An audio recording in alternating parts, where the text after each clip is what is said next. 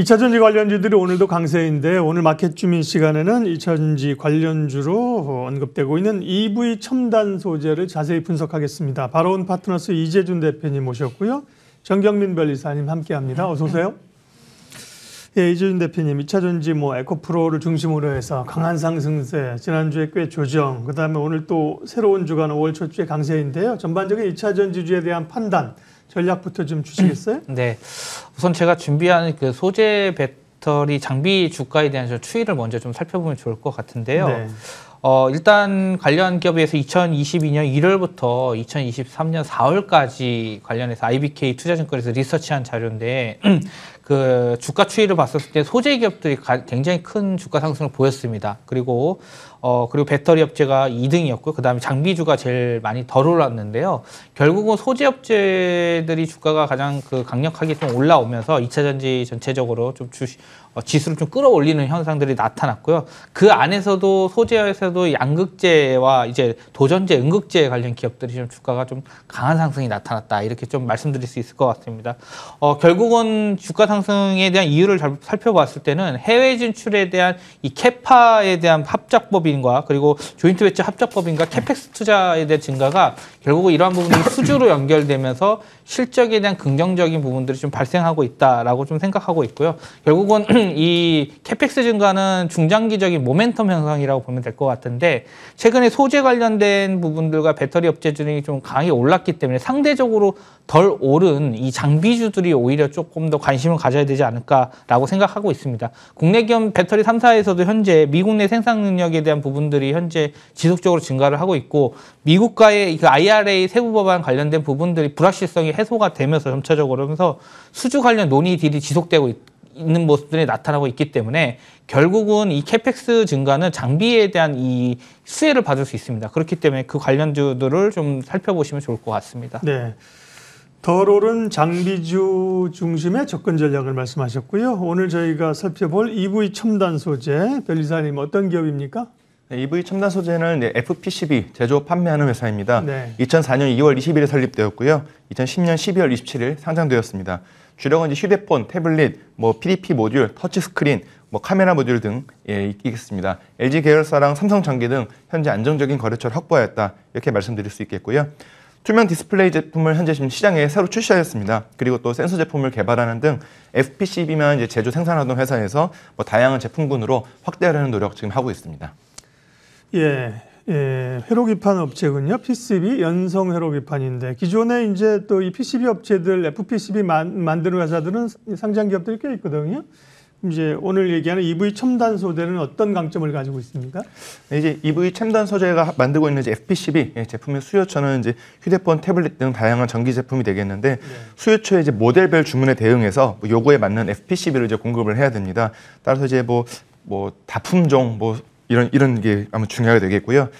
점차 이제 범용화되는 제조 기술을 요구하는 시장의 특성 때문에 가격과 품질에 따라서 수요자의 주문이 이제 변동될 수 있다, 이런 특징이 있고, IT 제품의 수명과 유사한 평균 6개월 정도로서 다품종 소량 생산 이루어지고 있다는 특징이 있습니다.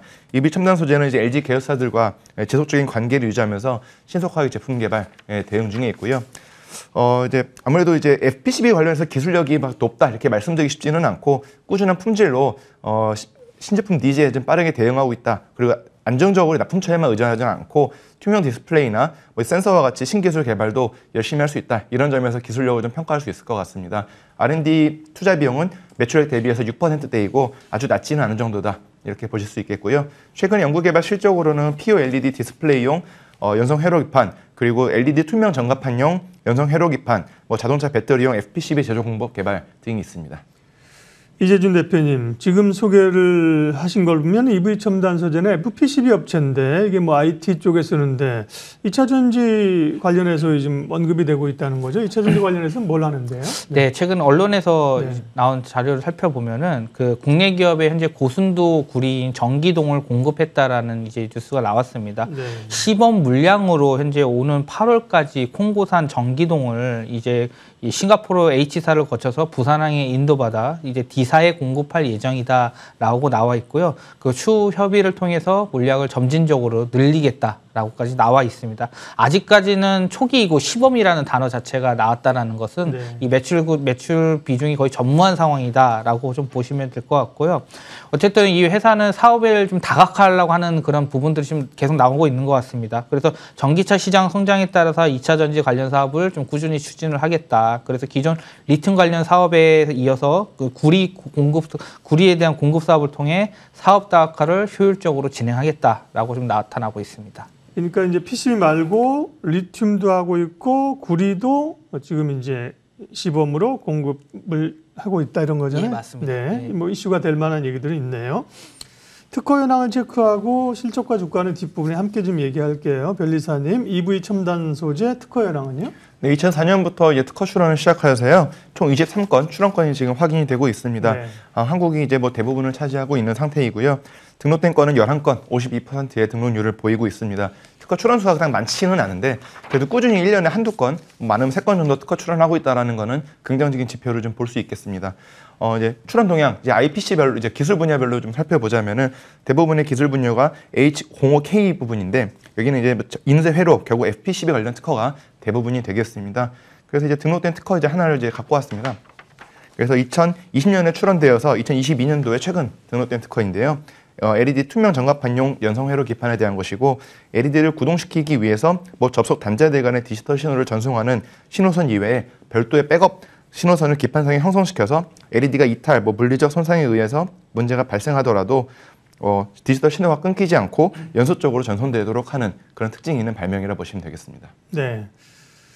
EV 첨단 소재에 대해서 얘기하고 있는데요. 4월에 주가 변동성이 꽤 컸습니다. 네, 실적하고 주가 판단 좀 해주세요, 이 대표님. 네, 먼저 실적 부분 먼저 체크를 네. 해드리면은 앞서 LG양 물량에 대한 매출 비중이 굉장히 높습니다. LG전자, LG이노텍, LG디스플레이 등 LG 계열사에 대한 매출 비중이 높고 지속적인 좀 우호적인 관계를 좀 유지하고 있다라고 보시면 되는데 이게 한편으로는 안정성에 대한 부분들은 좀 높게 평가할 수 있지만 성장성 측면에서는 굉장히 좀 제약될 수 있는 요소입니다. 네. 단일 고객사 자체를 좀 확장시켜야 되지 이 성장성 측면에서 유리할 수 있기 때문에 이러한 부분을 좀 기업 내에서 좀 탈피하고자 해서 신규 업체를 확보하고 그리고 영업 강화를 통해서 시제품 개발 그리고 사업 포트폴리오 다각화 이런 부분들이 좀 계속 이슈가 나온 것으로 좀 풀이가 되고 있고요.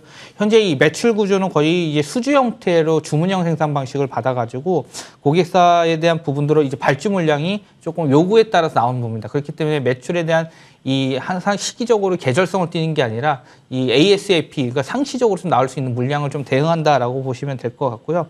그리고 앞서 말씀드렸던 2차 전지 관련해서 이 매출이 규모가 작기 때문에 이러한 부분들이 현재 실적이 좀 반영되지 않는 것으로 좀 보여지고 있다. 그리고 현재 매출이나 이런 영업이익 측면에서는 그렇게 좋은 모습은 아닙니다. 아직까지. 그렇게 보시면 좋을 것 같고요. 주가 흐름 관련돼서 좀 말씀드리도록 하겠습니다. 2022년에 그 4월에 2,500원 정도에서 저점 찍고 이제 급등을 했습니다. 1차 급등을 최고가 4월 19일이 17,780원까지 주가가 올랐거든요. 거의 7배 가까운 상승을 보였습니다. 그리고 최고점 대비해서 현재 구간은 약 50% 정도 주가 조정이 나오면서 21일선 눌림목이 발생하고 있고요. 네. 주가가 올랐던 요인들은 결국 2차전지 주가 테마 상승, 2차전지 테마로 올랐다라고 보시면 됩니다. 그렇기 때문에 결국 아직은 시장에서 기대할 만한 실적이 나온 건 아니기 때문에 결국은 기술적 분석으로 좀 기술적 분석으로 접근이 유효한 상황이다. 이렇게 좀 보시면 될 것 같습니다. 예, EV 첨단 소재 분석했습니다. 바로온 파트너스 이재준 대표님, 정경민 변리사님 함께했습니다. 고맙습니다.